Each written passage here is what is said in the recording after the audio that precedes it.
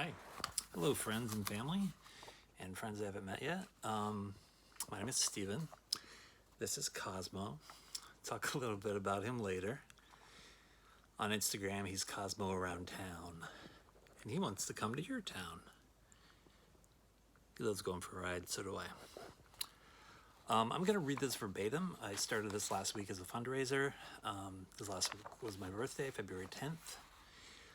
And I think that hearing it might be a better way to put it out there.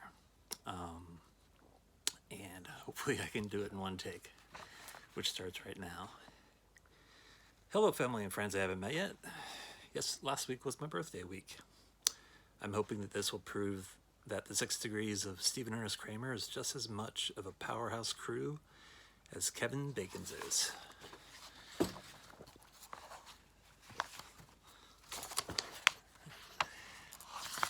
I'll let you go. You can go, Cosmo, if you want to.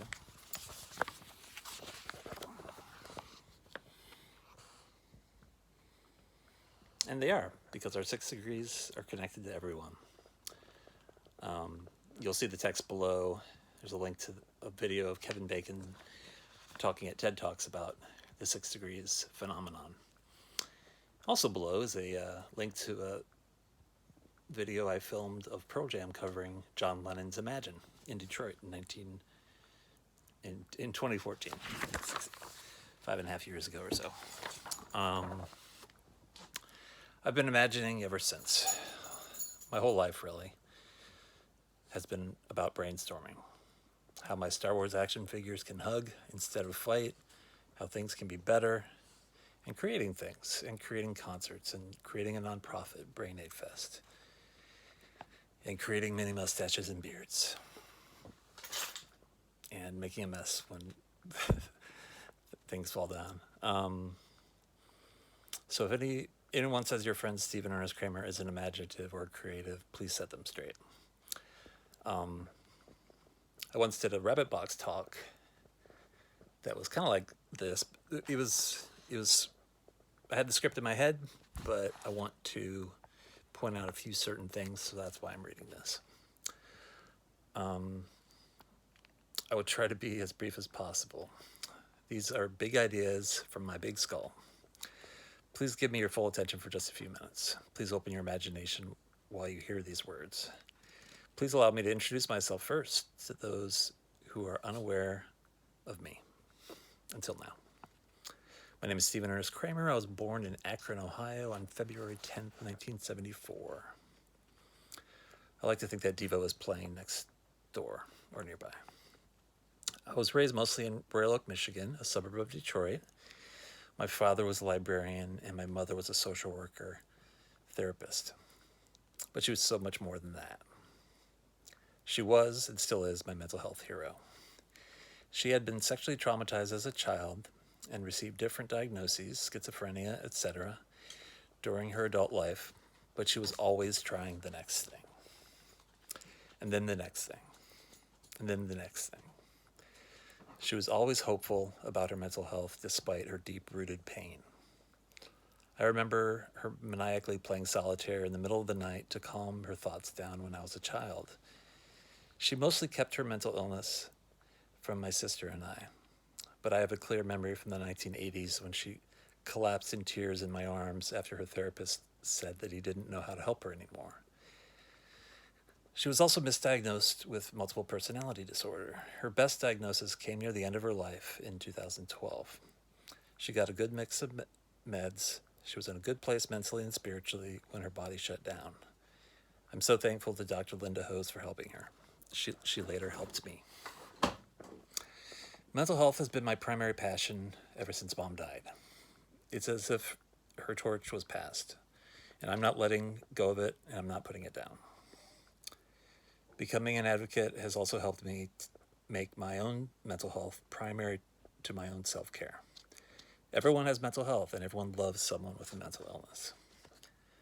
I was diagnosed with bipolar 2 in 2016. When the psychiatrist told me, I said, "That's the good one, right?"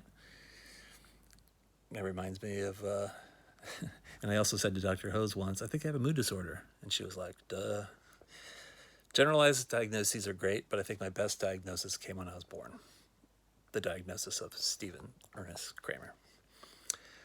I think I covered up my mental health issues, mania, depression, anxiety, attention deficit from mom in order to protect her. I didn't want her to worry. She died of natural causes at age 66. I was 38. I just turned 46. 2012 was a rocky year. Before mom passed, I was laid off from my job at American Red Cross that I'd worked at for 7+ years. I had decided to work in the nonprofit sector because I wanted to help people. I still do. Also, in 2012, my 25+ year case of Crohn's disease caught up with me. The scar tissue from the disease's immune response and inflammation. Crohn's disease attacks the lining of the intestine because it mistakenly views it as foreign. Thus, it's an autoimmune disease. Had blocked my intestine, and I needed about 8 inches removed by surgery. Thank goodness I wasn't born in the Middle Ages.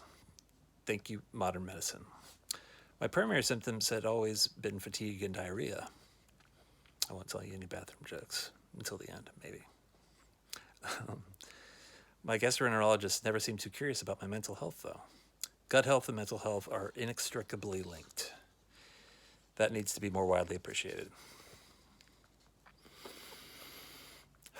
Late in 2012, after returning my mom's ashes to the earth in the Smoky Mountains in November, I was finally able to start processing my grief. Grief is the price we pay for love. I firmly believe that, but it's worth it. I sobbed in my wife's arms after talking to her mother, my mother-in-law, and realizing that I would never talk to my mom on the phone again. More grief and depression happened in therapy. During a marriage counseling session, I told our therapist that I thought about death every day. I wasn't actively suicidal, but I had to get the thought out of my head and share it with 2 important people, my wife and my therapist. The next day, my wife insisted that I go to the hospital. I resisted, but she pleaded. So I went and got started on my first antidepressant. When the lowest dose of Prozac didn't fix me in 6 weeks, my wife left. But still, I felt intensely loved when she pushed me to seek treatment. We got divorced, I moved to Michigan, yada, yada, yada. I feel so blessed that Cosmo took the journey forward with me, even though he's left the room. So I moved to Detroit in 2014. In Detroit, I founded the Detroit Fest. I had previously been the lead organizer for Detroit Summer Smash, a concert series that raised money for various charities from 1999 to 2008. Those concerts were inspired from my first visit to Athens, Georgia, for the 1998 Kindercore Records Pop Fest. I produced several of the Detroit Fest concerts in 2015 to raise money and awareness for the mental health advocacy nonprofits 6 Feet Over and Suck It Suicide in Detroit, which my friend founded. But I was still hurting. At one point, I asked myself, why hasn't there been a Live Aid or a Farm Aid style concert for mental health awareness? The answer was simple. Because I thought of it, it was up to me to act on my idea. And there's a link below to the Rabbit Box talk where I tell that story. 4 years ago this month, in February 2016, I checked myself into the hospital in Michigan and made them keep me. My previous check-ins at the emergency room, they just checked me over, told me to go see someone, and didn't let me go. But I was in no position to take care of myself. I'm not sure if I was suicidal by definition, but I could barely function. It was so heavy, and my apartment cold, and my car just died. I had fallen off my meds. I had just turned 42, and my prospects were dwindling. I still have good days and bad days. To be honest, I still have just as many bad days as good days. Just the bad days aren't as bad as they used to be. But I'm still fighting and trying the next thing and the next thing. The key is I have a plan forward. Every disease wants to win. I try to remind people of that. My depression lurks behind every decision that I make, from routine life maintenance choices to larger life choices. But I know that the future is bright as long as I make optimism my guiding light. That was not a rhyme on purpose. I talked about my ideas for Brain Aid during my 1 week stay at Common Ground in Pontiac, Michigan, with my fellow patients, some of whom were there for drug addiction. I am confident that Brain Aid will manifest into something much larger than it has been so far. For 3 years, I've led the production of concerts and an art show in Athens, Georgia. We've grown a following on social media, but there's much more room to grow. And there's some links in the story. I know that if I'm depressed, bedridden for a few days while other people are making inroads on something that I sparked, my depression will weaken. I fantasize about my depression being like the Wicked Witch of the West this year. My depression will scream, "I'm melting, I'm melting." Metaphors are my saving grace. Thank you, Oakland University English Department. Taking steps forward with my depression on my back, imagine an obese baby Yoda who's also mean and super critical, is like walking a 1,000,000-step journey without rest or fluids and needing to take a nap every 5 steps. When I insisted that Common Ground keep me, things slowly improved. I didn't leave my bed for most of the first day. I started taking venlafaxine, my cousin Venny, the antidepressant that I'm still taking today, along with the mood stabilizer Wellbutrin XL. They're a cute couple. My mom once said, "Thank God for meds." I left Common Ground feeling better. I moved back to where I decided I was my best self for the time being, Athens, Georgia. After living in Athens for 9 years, from 2005 to 14, I'd become used to the sunlight in the winter. I wasn't used to the climate of my youth, Michigan, anymore. Cold, snow, gray skies were no longer acceptable. I was blessed to have a father and friends who helped me return to where I felt needed and where I needed to be. And yada, yada, yada. Here we are. My 46th birthday was last week. I've always been a late bloomer, but now I'm really ready to fully bloom. I'm reminded all the time that tomorrow is not promised, so there's no need in delaying big action. I know what's holding me back is the lack of resources, not any lack of courage. I am courageous. Mom was so open and unashamed about the challenges of her mental illness. 2 weeks before she died, she spoke to social work students at Wayne State University in Detroit about the stigma of mental illness. She was so proud of herself, as was I. I know that were she not so bold and unashamed that her brain was different, I would probably still be trying to pretend that I'm normal while still being remarkably miserable. I'm so lucky to have been Mom's son. And with an unmedicated baby Yoda the size of Jabba the Hutt on my back. Metaphors, thanks. Imagination and metaphors are everything. That alternate reality sounds even more miserable than my worst days now. I recently applied for the Prana Dream Job Contest, link below. I didn't win. A young woman named Queena did. She wants to tour the country performing her poetry. A link to my video for Prana is below. It's been viewed nearly 200 times by the Prana staff, so I think it was strongly considered. It was fun to daydream about winning the $100,000 prize. The funny thing about daydreams, though, is that they persist and morph, even when the route of your life changes unexpectedly. Does anything go expectedly? Not in my life. I know that there is $100,000 out there, or more. Money is just a tool. Last year I joked with a new friend from Headcount that I just need $1 million. He quickly countered with, "There's $1 million out there for Brain Aid." I just needed an inspirational plan and the Shark Tank moment in front of the right angel investors, possibly you, and a passionate appeal to friends like you. Last year I also went to the Relix Live Music Conference and a Zuckerberg Institute workshop in New York City. Both experiences only energized me and reminded me that I'm onto something. Mike Roderick was the speaker and is now a friend and mentor and an inspiration. His instincts and knowledge about marketing and branding will inspire me for years to come, I believe.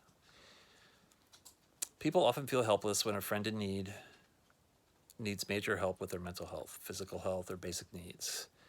But when they are asked for $1 or more, along with a plan for a road to recovery, They can quickly imagine how their donation will do specific good for a specific friend they adore and believe in. A world of possibilities starts inside the brains of one, then many. Maybe it is because I'm the youngest child of my generation on both sides of my family, but I still want to be adored. Not sure why I included that. Mom's mental health advocacy has inspired my own advocacy work the last 2,662 days. Add 7 days to that, since she suddenly left this mortal coil. But who's counting? I'm sounding the alarm. America's suicide rate has increased for the last 13 years. We're in a mental health emergency. I think everybody knows that. The stigma of mental health, mental illness, and the treatment of mental illness is cracking. I want to crush it. Help me. The dream of Brain Aid is concerts large and small for mental health awareness with music, TED Talk style speakers, and level speakers. The quality of TED Talks are so amazing. And comedians performing in the spirit of comic relief and in the spirit of Robin Williams. Hi, Robin. In 2014, I asked a big rock star's manager, who's also my friend Melissa's husband, to participate and play in the Detroit Fest to raise mental health awareness. He said no. He also said I might have to ask 500 people to get one yes. He was wrong. I'm still asking, and I'll never give up. I know that the ultimate dream of Brain Aid being a large concert isn't realistic until a major rock star or comedian hooks their star to mine, which someone will. When that happens, all bets are off. Until then, I'm pushing forward to organize Brain Aid concerts in Athens and other cities this fall. September is Suicide Prevention Month. October 10th is October 10th is Mental Health Day. May is Mental Health Month.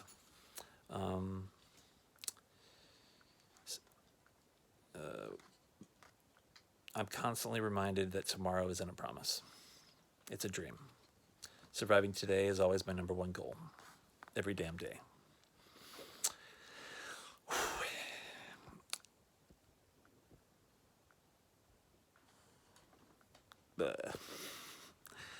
Click on part 2.